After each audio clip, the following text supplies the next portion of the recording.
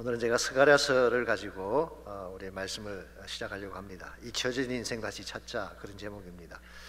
여러분, 잊혀진다고 하는 것은 슬픈 일이죠. 자신의 존재 가치가 없어지고 사람들의 관심에서 멀어진다는 것을 뜻하기 때문입니다. 그래서 그것을 두려워하는 사람들이 많습니다.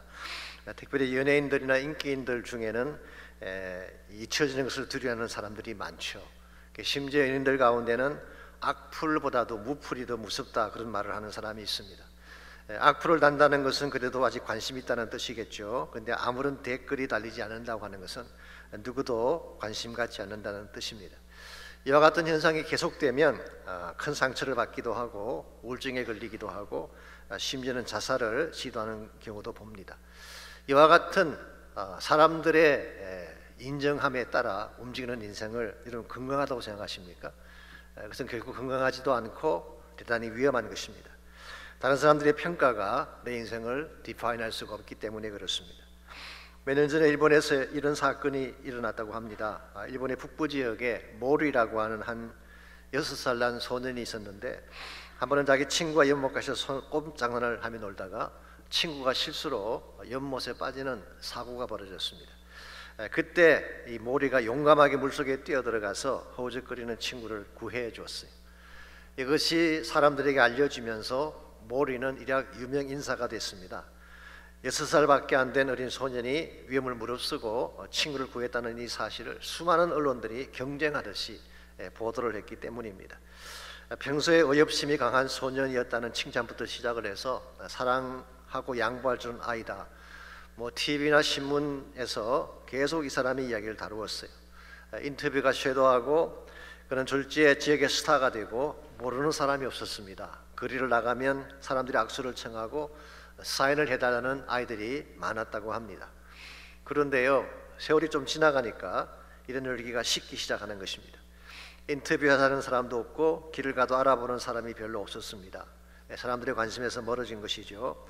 그러자 모리의 마음속에 따분함과 함께 초조함이 생기기 시작했습니다. 다시 예전처럼 유명해질 수는 없을까? 그래서 그는 이전에 놀았던 그 연못가를 다시 찾아갔습니다. 그랬더니 마침 한 아이가 흙장난을 하며 놀고 있는 모습이 눈에 들어왔어요. 이것을 본 모리가 자기도 모르게 달려가서 그 아이를 연못 속에 빠뜨렸습니다. 그리고 다시 옛날처럼 물속에 뛰어들어가 아이를 건져내려고 했지만 이번에는 잘 안 됐어요. 아이를 너무 깊은 곳에 던져 넣었기 때문입니다.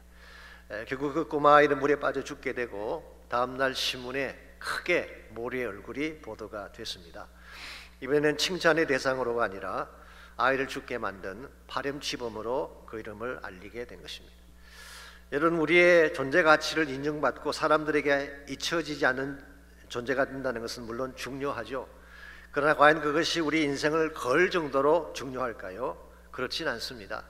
우리 인생에는 사람들의 인정을 받는 것보다 훨씬 더 중요하고 소중한 일들이 많기 때문에 그렇습니다. 그런데 진실이 더 중요하죠. 내면적 가치와 희생이 더 중요하고 사랑과 은혜가 더 중요한 것입니다.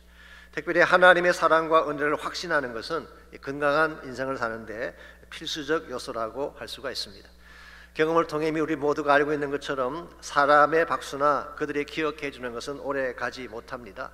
조금만 시간이 지나면 잊혀지는 것이 당연한 것이죠. 그러나 하나님의 기억은 영원합니다.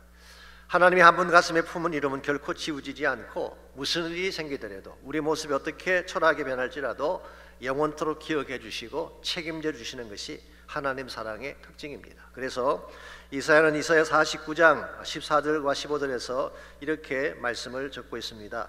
오직 시온이 이르기를 여호와께서 나를 버리시며 주께서 나를 잊으셨다 하였거니와 여인이 어찌 그 젖 먹는 자식을 잊겠으며 자기 태순한 아들을 긍휼히 여기지 않겠느냐? 그들은 혹시 잊을지라도 나는 너를 잊지 아니할 것이라. 내가 너를 나의 손바닥에 새겼다. 그렇게 말씀하셨어요. 자기 자식을 낳은 어머니가 자식을 잊을 수가 있겠습니까? 이건 거의 불가능한 일이죠. 그런데 설사 엄마가 자기 아이를 잊는 경우는 혹시 일어난다고 할지 모르지만 하나님은 그런 일이 절대 있을 수가 없다. 하나님은 우리의 이름을 자기의 손바닥에 새기셨다고 말씀하셨어요. 그러므로 여러분과 제가 사람들에게 잊힌 바 되어졌다고 해서 인생 끝난 거 아닙니다. 사람들이 우리 가치를 인정해주지 않는다고 해서 우리 삶의 의미가 사라지는 것도 아니죠. 하나님이 기억하시면 되는 거예요. 하나님이 여전히 나를 기억하고 계시고 하나님이 나를 포기하지 않으시고 하나님께서 나에게 다시 힘과 기회를 주신다면 우리는 얼마든지 일어날 수가 있는 것입니다. 이게 사실은 성경이 제시하고 있는 크리스천 삶의 특징이기도 합니다. 우리 가운데 실패를 해보지 않은 사람이 혹시 계시나요? 항상 박수만 받으며 칭찬만 받으며 살아온 인생이 있을까요? 그런 인생은 존재하지 않습니다. 누구나 한 번 이상 넘어진 경험이 있고 패배한 경험도 있고 심지어는 바닥까지 떨어져서 사람들에게 잊혀지고 버림받은 경험을 가지고 있습니다. 그럴지라도 우리가 포기하지 않고 사람들은 나를 버릴지라도 하나님은 나를 기억하신다, 이 사실을 인정하고 하나님께로 나가게 되면 하나님 우리에게 새 힘도 주시고 새로운 기회도 주시는 것입니다. 이게 성경이 제시하고 있는 크리스천 삶의 놀라운 특징이라고 할 수가 있죠. 이런 측면에서 혹시 여러분 가운데도 내 삶의 존재 가치가 사라졌다고 해서 실망한다든가 사람들이 나를 인정해 주지 않는다고 인생을 자포자기하는 분이 혹시 계신다면 절대 그렇게 해서 안 됩니다. 하나님 바라보시고 하나님은 나를 기억하실 것이기 때문에 그분의 사랑과 그분의 은혜를 신뢰하고 주께로 나오는 시간이 있어야 돼요. 그때 우리는 다시 시작할 수 있고 회복하는 것이 가능한 것입니다. 오늘 같이 봉독한 본문에 보시게 되면 역사 속에 잊혀진 바 되었던 유다 백성을 향한 하나님의 말씀이 오늘 본문에 기록된 내용입니다.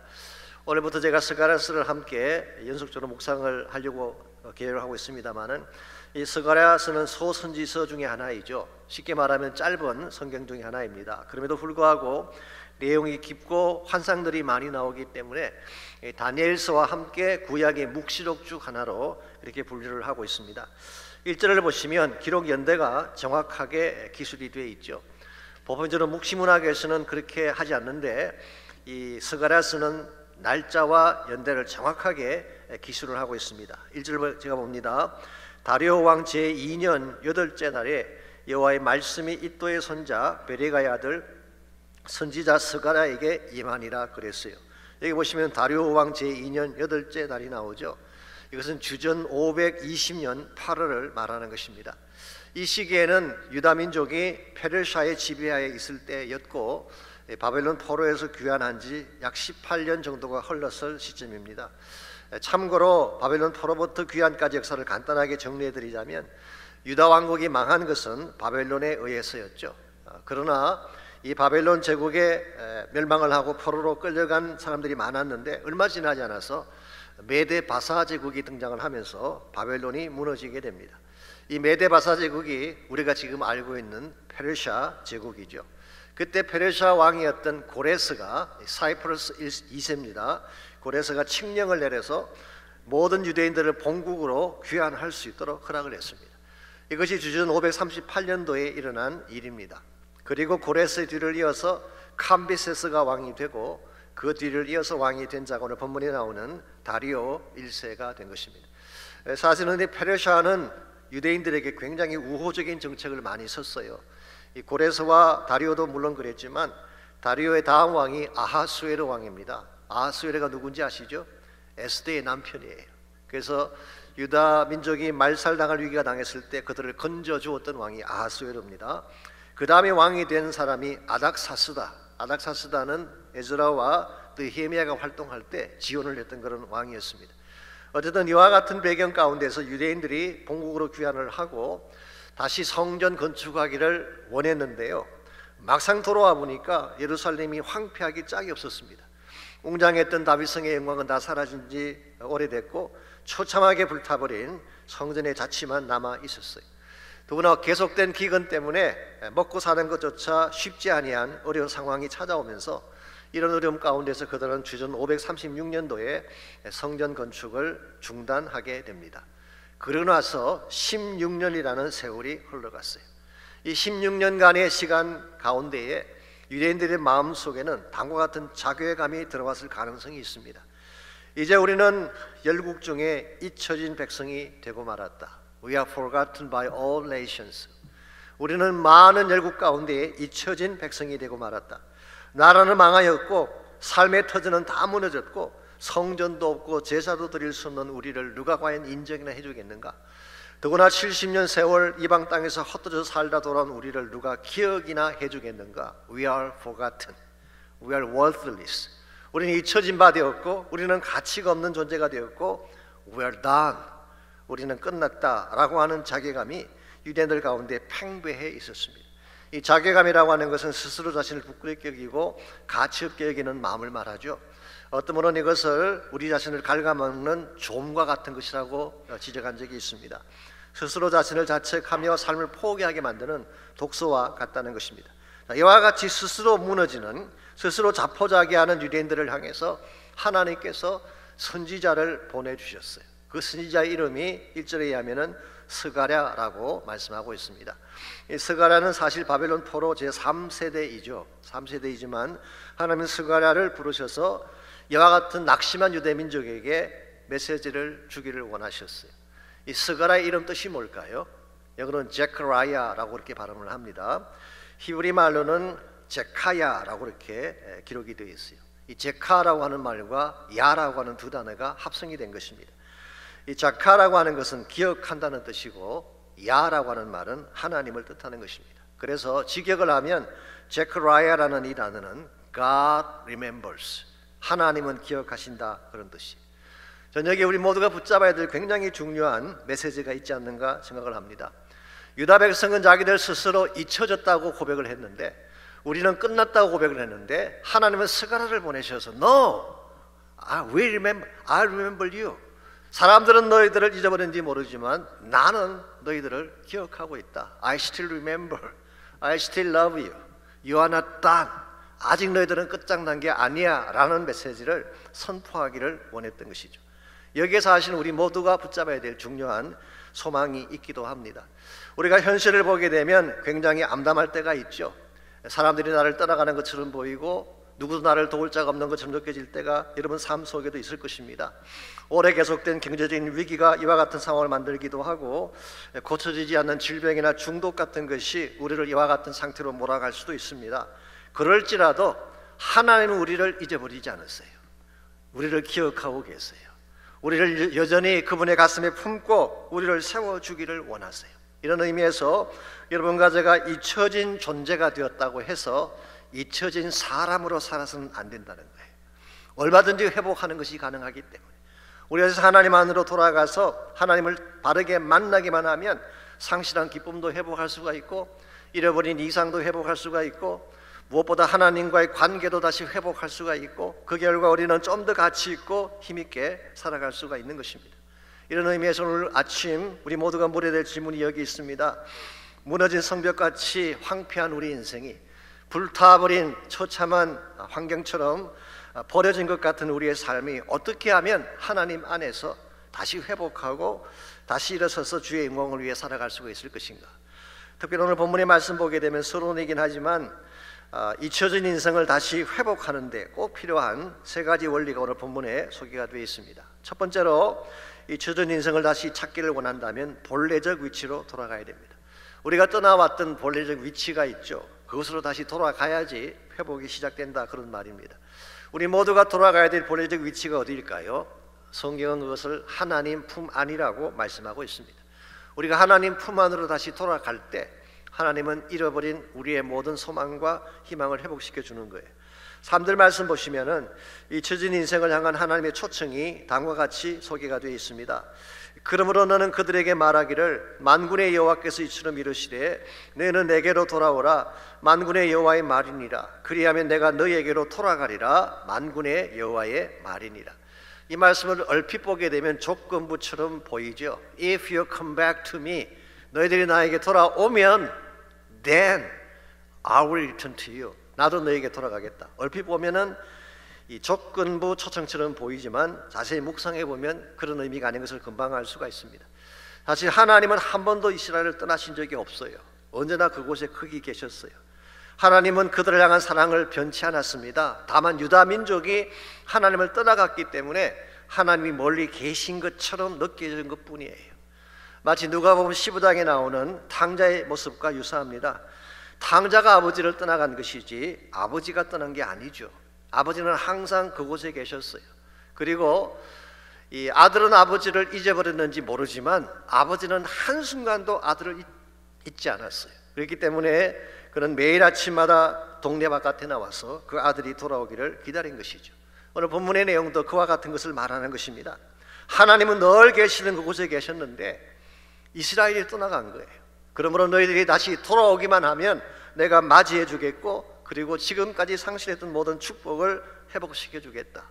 이거는 본문이 말씀하고 있는 말씀의 핵심입니다. 하나님께로 돌아가게 되면 우리의 존엄성 회복되는 것입니다.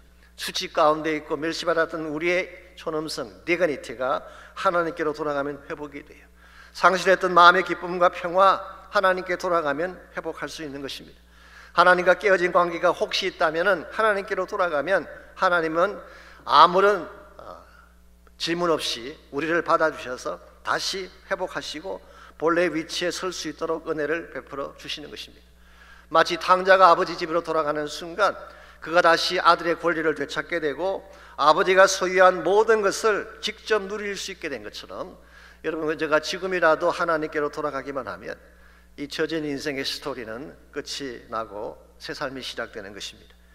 혹시 아실지 모르지만 미국의 가수 중에 그 스티비 원더라고 하는 유명한 가수가 있습니다. Isn't she lovely라는 노래로도 유명하고 I just call you to say I love you, 혹시 아실지 모르겠어요. 그런 노래 불렀던 분이 있습니다. 이번엔 자신의 유년 시절을 회고할 때 항상 세 가지 단어로 그것을 압축을 했어요.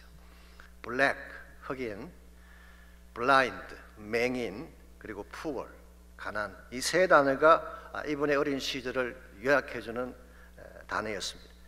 그런 가난한 집안에서 태어났습니다. 그리고 흑인에 대한 인종차별을 받았어요. 그리고 앞을 보지 못하는 가운데에 항상 외톨이로 성장을 했습니다. 그러다 보니까 방황하기도 하고 마약에 손을 대기도 하고 자칫했으면 평생을 감옥에서 보낼 뻔한 위험한 순간도 있었어요. 그랬는데 어느 날 그의 삶을 바꿀 수 있는 계기가 되는 사건이 하나 벌어졌습니다. 학교에서 수업을 받고 있던 중에 갑자기 쥐 한 마리가 나타난 거예요. 그저 학생들이 혼비백산에서 뛰어다니는 가운데에 쥐가 어디로 숨었는지 찾아낼 수가 없습니다. 그때 스티비가 모든 학생들을 조용하게 만든 후에 귀를 기울여서 마침내 그 쥐를 잡아냈어요. 시력이 없기 때문에 발달된 청각으로 쥐를 잡아낸 것입니다. 이것을 지켜본 담임 선생님이 이렇게 말을 했습니다. 스티비야, 하나님이 너에게 다른 사람에겐 주지 아니한 특별한 선물을 주셨구나. 이것을 너가 잘 살린다면 아마도 크게 너의 인생이 풀리게 될 거야. 이것이 계기가 되어서 그는 와이스톤 베프티스트 처치라고 하는 미시간에 있는 교회입니다. 거기에 나가서 찬양을 부르기 시작을 했고 하나님을 깊이 만나는 기회를 삼기 시작했습니다. 그리고 하나님을 자신의 인생의 주인으로 삼는 그 순간부터 그는 더 이상 외톨이가 아니었어요.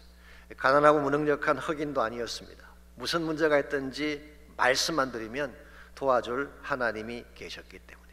그래서 그가 불렀던 노래 중에 이런 제목의 노래가 있습니다. Have a talk with God. 하나님과 한번 이야기해봐. 가사를 제가 읽어드리면 이런 내용입니다. When you feel life is too hard. 만일 당신이 인생이 너무 힘들다고 느끼게 될 경우에 Just go have a talk with God. 그냥 가서 하나님과 이야기해봐. 그럼 하나님이 반드시 들어주시고 응답해 주실 거예요. 이와 같은 믿음의 자세로 그가 생활을 했기 때문에 비록 그의 출발은 빈털터리였고 가난한 장애자에 불과했지만 하나님이 함께하는 인생이 되자 굉장히 놀라운 일들이 벌어지기 시작했습니다. 그가 부르는 노래마다 히트하기 시작을 했고 지금까지 1억 장 이상의 음반을 판매하는 기록적입니다. 그래미상을 25번이나 수상하는 전설적인 가수가 됐어요. 지금도 틈만 나면 교회들을 찾아다니면서 찬양도 부르고 간증도 하며 살고 있습니다. 여러분, 무엇이 이처럼 망가지고 부서진 인생을 노래하는 인생으로 바꿔놓은 것일까요? 하나님이에요. 우리의 노력이 아닙니다. 우리에게 주어진 운명이 그것을 바꾼 것이 아니라 이 모든 것을 다스리는 하나님이 행한 거예요. 여러분의 삶도 마찬가지입니다. 여러분이 아무리 애석하고 노력해도 풀리지 않은 문제가 있지만 우리 인생의 주인 되신 하나님께로 나가면 회복이 시작됩니다.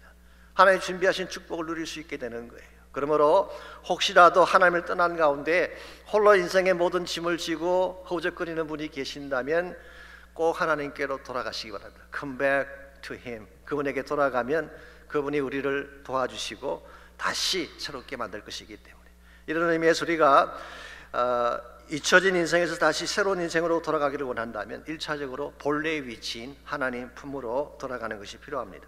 두 번째로 새로운 삶을 선택을 해야 됩니다. 즉 옛생활을 청산하고 새 삶을 택해야지 참된 회복을 이룰 수 있다, 그런 뜻입니다. 4절 말씀 보시기 바랍니다. 유대인들이 잊혀진 그들의 삶을 찾기 위해 행해야 했던 두 번째 액션이 이렇게 소개가 되고 있습니다. 너희 조상들을 본받지 말라.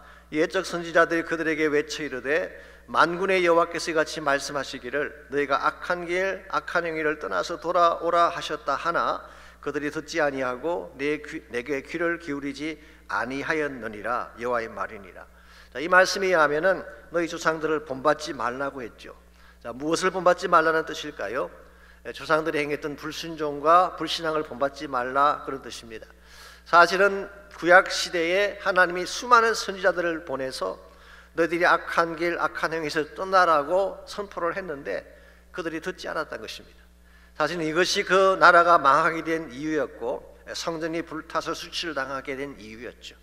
이것이 이스라엘 민족의 역사가 보여준 뚜렷한 교훈인데, 만일 포로에서 귀환한 이 사람들이 다시 조상들이 했던 것과 똑같은 일을 반복한다면 그러면 희망이 없다는 거예요. 그러므로 반드시 옛생활을 이제는 스탑하고 새 삶을 선택을 해야 돼요. 우리가 새로운 일을 시작하려면 옛생활을 내려놓아야지 옛생활을 그대로 붙잡은 상태에서 어떻게 새 일을 시작할 수가 있겠어요. 그래서 아인슈타인은 이런 말을 한 적이 있습니다. 어제처럼 살면서 새로운 내일을 기대하는 것은 정신병자와 같다 그랬어요. 좀 심한 말을 쓰긴 했습니다만은 우리가 잘 쓰는 용어로 바꾸자면 또라이다, 그런 말이에요. 새로운 일을 기대한다면은 어제처럼 살면 안 되죠. 어제 했던 일을 스탑을 해야지 새로운 내일을 만들 수 있는 것입니다. 사도 바울도 고린도서서 3장 7절에서 10절에서 이런 말씀을 했습니다. 너희도 전에 그 가운데 살 때에는 그 가운데서 행하였으나 이제는 너희가 이 모든 것을 벗어버리라. 곧 분함과 노여움과 악의와 비방과 너희 입에 부끄러운 말이라. 너희가 서로 거짓말하지 말라. 옛사람과 그 행위를 벗어버리고 새사람을 입었으니 이는 자기를 창조하신 이의 형상을 따라 지식에까지 새롭게 하심을 입은 자니라. 여기 보시면 벗어라, 입어라, put on, put off라고 하는 표현이 많이 나오고 있죠. 여러분, 새 옷을 입으려면 입고 있던 헌 옷을 벗어야 되잖아요. 근데 헌 옷을 입은 상태에서 새 옷을 입는다면 어떻게 되겠어요? 그것은 물론 가능하지도 않겠지만 그 헌 옷이 가지고 있는 악취가 그대로 배어 나올 것입니다. 여러분과 제가 옛 생활을 청산하지 아니하면 아무리 새로운 일을 시작을 해도 옛날 가지고 있던 악취를 끊을 수가 없는 것입니다. 그래서 우리는 옛 생활을 벗어버리고 새 옷을 입어야 돼요. 그런데 말은 쉽게 하지만 옛 자아를 우리가 포기하고 새 자아가 이끄는 대로 산다는 것이 쉬운 일일까요? 결코 쉽지 않습니다. 하나님의 성령이 도와주지 아니하면 실제로는 옛 생활을 끊는 것 거의 불가능할 정도로 쉽지가 않아요. 제가 아는 권사님 중에 한 분이 40년 동안 술 담배를 하셨어요. 40년 동안을 술 하시고 담배를 하셨는데 예수님 알고 난 후에 끊으려고 하는데 안 끊으시더래요. 당연하죠. 40년 동안 몸에 배인 습관이 어떻게 하루아침에 끊어질 수가 있겠습니까? 그랬는데요, 몇 년 전에 저희 교회에서 40일 특별 새벽 기도를 할 때 이분이 매일 새벽마다 나오셔서 기도를 하셨어요. 그런데 어느 날 성령께서 그에게 임하셔서 그 마음을 장악하시는데 그 순간 끊어지지 않던 마음의 결박이 풀리기 시작하더래요. 이게 성령께서 하시는 일이에요. 내가 노력해도 끊을 수 없는 것, 내가 아무리 애를 써도 끊을 수 없는 중독의 사슬을 성령께서 타치하시면 끊어진다는 거예요. 이게 사실은 새벽 기도를 해야 될 이유입니다. 만약 여러분과 제가 나의 힘만으로 모든 것을 감당해낼 수 있다면 maybe 기도 없이 살아도 될지 모르겠어요. 그런데 우리가 이미 아는 것처럼 그렇게 할 수가 없잖아요. 내 힘으로 안 되는 게 너무 많잖아요. 우리의 과거의 잘못들, 중독들, 도박, 거짓, 폭력 이와 같은 것들이 하루아침에 중단되고 끊어지겠어요. 그러나 하나님께 나와서 기도하고 하나님의 은혜를 마음에 새기게 되면, 특별히 성령께서 내 마음을 타치하기 시작하면 우리 마음속에 변화가 일어나게 되고 옛것을 끊을 수 있게 되는 것입니다. 그러므로 여러분께서 정말 내일 아침부터 시작되는 새벽 기도에 꼭 기억하시고 꼭 나오시기를 바랍니다. 이왕 나오신다면 앞자리 나오세요. 머리 기대고 잠자기 좋은 명당 찾지 마시고 앞자리 나오셔서 은혜를 사모하시기를 바랍니다. 항상 하나님의 은혜는 사모하는 자에게 임하기 때문에, 그래서 여러분께서 정말 그런 마음으로 주 앞에 나오셔서 기도한다면은 하나님이 여러분을 만나주시고 만져주시고 새롭게 하실 거예요. 이와 같이 잊혀진 인생을 다시 찾아서 새롭게 살기를 원한다면 첫 번째 해야 될 일은 우리 본래의 위치인 하나님 품으로 돌아가는 것입니다. 두 번째는 옛 생활을 끊고 새 생활을 선택을 해야 됩니다. 마지막 세 번째로 잊혀진 인생을 다시 찾으려면 영원한 언약을 붙잡아야 됩니다. 우리를 향한 하나님의 사랑도 신실하지만 하나님의 말씀도 변함이 없습니다. 그러므로 혼미한 이 마지막 시대, 흔들리는 이 시대에 우리가 궤도를 벗어나지 않고 바르게 살아가려면 약속의 말씀을 꼭 붙잡아야 돼요. 그래야지 우리가 엇길로 가지 아니하고 바른 방향으로 갈 수 있는 것입니다. 5절 말씀 보시기 바랍니다. 너희 조상들이 어디 있느냐? 또 선지자들이 영원히 살겠느냐? 이 질문 형태죠. 사실은 반문입니다. 왜 하나님께서 이와 같은 반문을 하실까요? 내 조상들이 어디 있느냐? 반문하시는 이유는 없다는 것을 강조하기 위함이에요. 선지자들이 영원히 살겠느냐? 물으신 이유는 영원히 살지 못한다는 것을 강조하기 위함이에요. 그러므로 they all have gone, 그런 말이에요.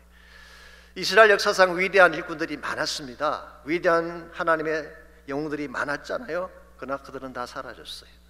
심지어 하나님의 부르심 받고 말씀을 선포했던 선지자들이 계시는데요, 그들마저도 때가 되면 역사의 무대 뒤편으로 사라지는 거예요.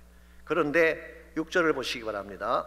내가 나의 종 선지자들에게 명령한 내 말과 내 법도들이 어찌 너희 조상들에게 임하지 아니하였느냐?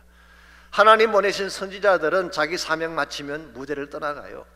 때가 되면 사라지는 것입니다. 그런데 그들을 통해 하나님이 주신 말씀과 법도들, 이 하나님의 말씀, 큰 의미에서는 언약을 말하는 것입니다. 이것은 절대로 그냥 떠나지 아니하고 반드시 그대로 다 집행이 되었다, 그런 뜻이에요. 그렇기 때문에 그 조상들이 나중에 한 고백이 무엇입니까? 하나님이 뜻하신 바를 그대로 다 우리에게 행하셨도다. 하나님 말씀은 1.1획 틀림이 없어요. 말씀하신 그대로 집행이 되는 거예요. 인간이 하는 모든 일들은 다 사실 상대적이고 가변적입니다. 우리가 아무리 강하다고 하더라도 그 강함이 영원히 가지는 않죠. 환경이 아무리 좋다고 하더라도 그것이 영원토록 좋지는 않습니다. 밀물처럼 왔다가 썰물처럼 사라지는 것이 우리 인생의 현실이죠. 그런데 하나님 말씀은 그렇지 않다는 거예요. 한번 말씀하셨으면 그 말씀은 영원히 valid해요.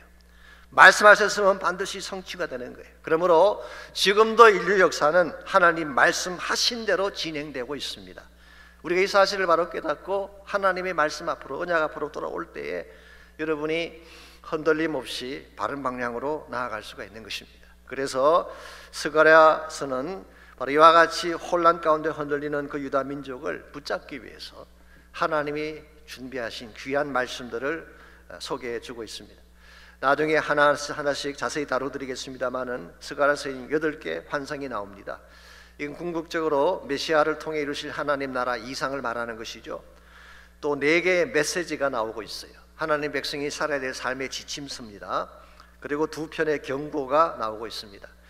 왕이신 메시아께서 강림하시고 고난당하시고 그리고 최후의 승리에 대한 말씀을 마지막 2 챕터가 다뤄주고 있습니다. 이런 의미에서 스가랴서는 꿈을 잃은 채 살아가는 우리에게 참된 희망과 비전을 심어주는 말씀이라고 할 수가 있습니다. 저는 짧은 기간이긴 하지만 우리 스가랴서를 같이 묵상하는 가운데에 하나님 약속과 언약의 비밀을 붙잡는 축복이 있기를 바랍니다. 이걸 잡아야지 어두운 밤과 같은 이 시대에 흔들리지 않고 바르게 살아갈 수가 있는 거예요. 사실 우리 인생길이라고 하는 것이 누구도 예측할 수 없습니다. 앞에 어떤 일이 벌어질지 미리 알고 사는 사람은 아무도 없어요. 무슨 문제가 찾아올지, 어떤 쓰나미가 갑자기 내 앞을 가로막을지 아무도 몰라요. 그러나 하나님의 말씀을 따라 살게 되면 하나님이 우리와 동행하시기 때문에 설사 문제가 생긴다고 하더라도 보호해 주시고 지켜주시고 결국 바른 길로 갈 수 있도록 인도해 주시는 것입니다. 지난 2010년도에 칠레 지역에 큰 지진과 함께 쓰나미가 왔습니다. 기억하실지 모르겠어요. 그때 8.8 강도의 큰 지진이 찾아오고 3분 동안 흔들렸습니다. 엄청난 지진이고 그것은 동시에 쓰나미가 몰려오면서 수많은 건물들이 붕괴되고 많은 사람들이 쓰나미에 휩쓸려서 떠내려갔습니다. 그 당시 고창한 선교사님, 그분이 아르헨티나에서 YM 사역을 하고 계실 때인데요, 저희 교회로 긴급하게 요청을 해오셨어요. 이렇게 무너진 교회들을 좀 20개 정도를 YM에서 세우고 싶은데 혹시 저희 교회가 동참해서 같이 도울 여유가 없느냐. 또 한 가지 부탁은 그 지역에 선교 센터가 필요한데 이 선교 센터를 좀 건립하는데 BSBC가 도울 수 없겠느냐라는 그런 요청이 들어왔어요. 그때 혹시 기억하실지 모르지만 저희 교회 제가 광고를 하고 많은 분들이 헌금을 하신 결과 7개 교회당을 건축해드렸고, 선교센터 부지를 보기 위해서 저희 부부와 또 안수 집사님 우리 두 분 가정이 같이 그 지역을 방문을 했습니다. 저희가 방문했던 그 지역이 칸스티투시온이라고 하는 가장 피해가 컸던 지역 중에 하나였어요. 칠레 수도에서 약 6시간 차를 타고 가면 나오는 해변이 보이는 그런 도시였습니다. 그 당시가 여름철이었기 때문에 학생들이 해변가에서 캠핑을 하다가 갑자기 쓰나미가 몰려오면서 수백 명이 죽음을 당했어요. 갑자기 몰려오는 쓰나미를 어떻게 피할 수가 있겠습니까? 그런데 놀라운 사실이 하나 있습니다. 그 해변가에 딱 한 장소만 쓰나미가 피해간 장소가 있어요. 그래서 그 장소에 약 100명 정도의 우리 교회 학교 아이들, 주일학교 아이들이 텐트를 치고 수양회를 하고 있었는데 딱 그곳만 쓰나미가 피해갔어요.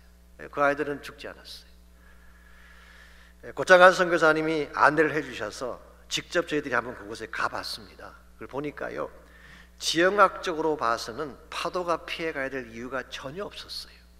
그런데 어떻게 다른 지역은 다 쓰나미가 쓸고 지나갔는데 100여 명의 교회 학교 학생들이 있는 그곳은 해를 입지 않았을까요? I don't know. 사실 저는 지금도 아직 모르겠어요. 근데 한 가지 굉장히 가능성이 높은 한 가지 사실이 있습니다. 그건 기도예요. 아이들을 수련회 보내놓고 교회와 부모들이 중보하며 열심히 기도를 했대요. 여러분, 기도의 힘이라고 하는 것이 별것 아닌 것처럼 보이지만요, 기도하면 하나님의 은혜의 파도를 일으켜 주셔서 무슨 쓰나미의 파도를 막아주시는 거예요. 이게 기도의 파워입니다. 흔히 사람들이 그렇게 말합니다. 내가 열심히 하면 되지 하나님은 무슨 하나님이 필요하냐고, 내가 노력하면 인생 성공하는 거지 기도가 왜 필요하냐, 그렇게 말씀하시는 분이 계시지만 여러분, 그렇지 않습니다. 내가 아무리 노력하고 애써도 쓰나미를 막을 능력은 없어요. 우리 인생 가운데 갑자기 쓰나미가 닥쳐올 때가 있습니다. 질병이라고 하는 쓰나미가 공격할 때가 있죠. 불경기라고 하는 혹은 기근이라는 쓰나미가 공격해 올 때가 있습니다. 이 죄악의 쓰나미가 얼마나 강력한지 아세요? 이 세상의 쓰나미가 얼마나 강력한지 아십니까? 이와 같은 쓰나미를 나의 힘으로 막아서는 것은 불가능해요. 그런데 우리가 하나님 앞에 기도하게 되면 하나님이 성령의 파도를 일으켜 주시고 축복의 물길을 일으켜 주셔서 이 죄악의 쓰나미를 막아주시고 하나님이 기뻐하시는 놀라운 일들을 행하시는 것입니다. 이것이 우리가 새벽에 나와서 기도해야 될 중요한 이유 중에 하나입니다. 아시는 것처럼 지금 죄악의 파도가 삼킬 듯이 우리 자녀들을 향해 달려오고 있지 않습니까? 여러분과 제가 잠만 잘 때가 아닙니다. 편안하게 누워 잘 때가 아니에요. 정말 언제 우리의 아이들이, 우리의 가정이 이 쓰나미에 휩쓸려 떠나갈지 모르는데 어떻게 편안하게 잠을 잘 수 있겠어요? 여러분, 지금은 깨어서 기도해야 될 때입니다.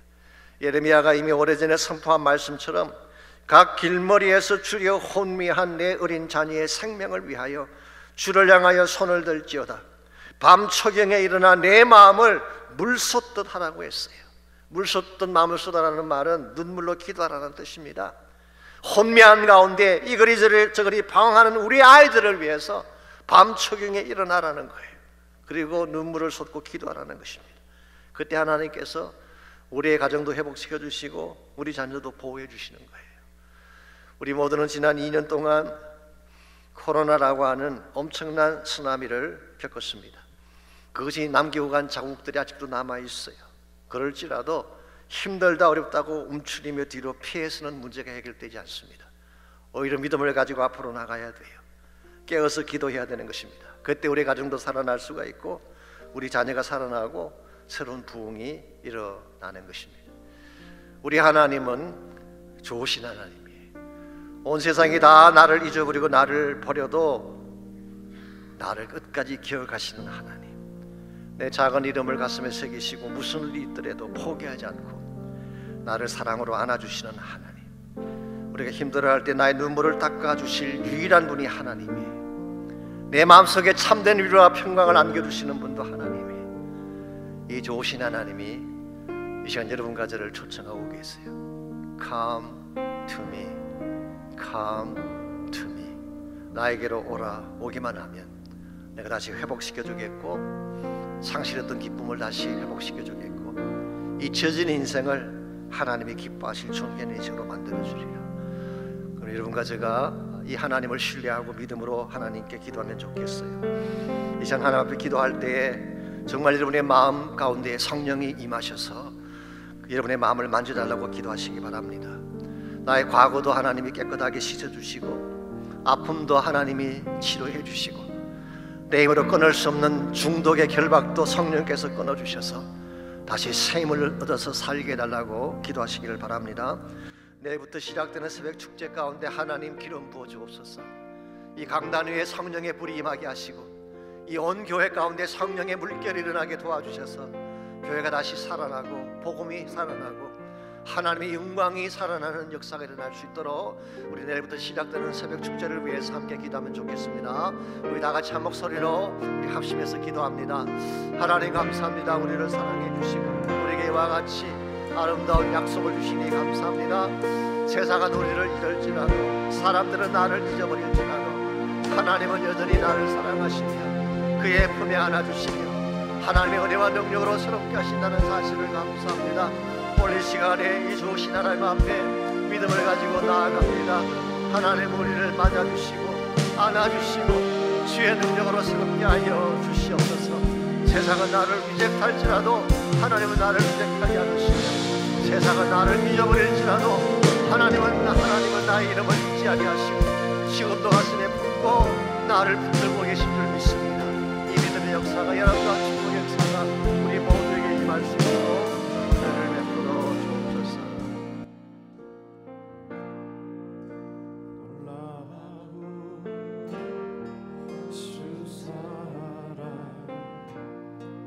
자비의 하나님, 주보혈로 죄인된 나 자녀 삼으셨네. 우리 다시 한번 고백합니다. 놀라운 주 사랑, 자비의 하나님, 주보혈로 죄인된 나 자녀 삼으셨네.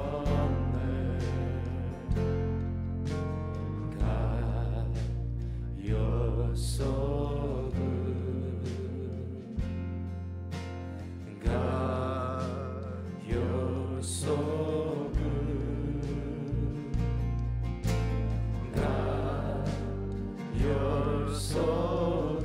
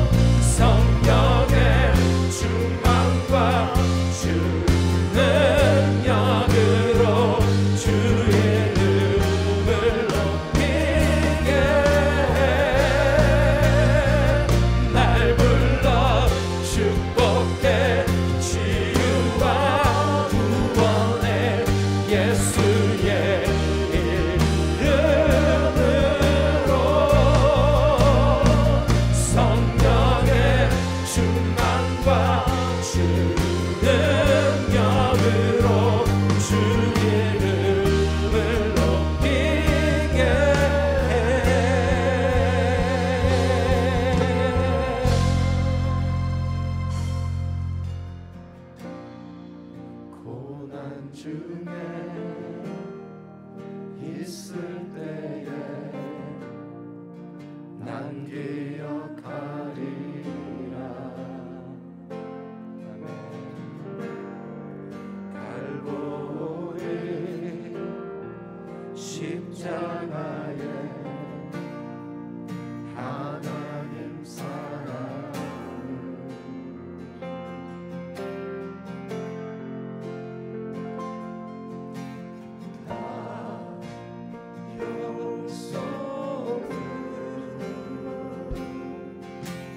다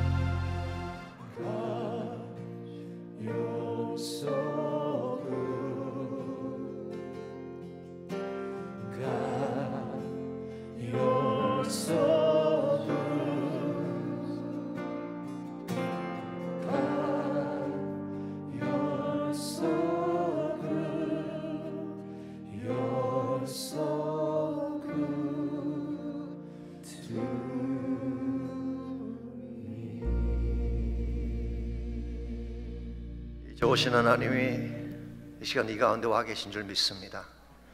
상하신 형들을 주님 만져주시고 성령으로 새롭게 하셔서 다시 한번 주를 바라보는 가운데에 믿음 갖고 일어서는 귀한 형제자매님들 다 되게 도와주시고, 사람들은 나를 잊어버릴지라도, 세상은 나를 잊힌 존재로 취급할지라도 나를 가슴에 안고 내 이름 새기고 끝까지 기억하실 주님 바라보며 주의 부르심과 영광 위에 살아갈 수 있는 저희 모두 되게 하여 주시옵소서. 이제는 우리 구주 예수 그리스도의 은혜와 하나님 아버지의 무한하신 사랑과 성령님의 충만한 임재하심이 주 앞에 나와 전심을 다해 예배하고 돌아가는 사랑하는 귀한 형제자매 한 분 한 분에게 가정과 삶의 터전과 자녀들과 자손들 위해 이제로부터 항상 함께하여 주시기를 살아계신 예수님의 이름으로 간절히 축원하옵나이다. 아멘.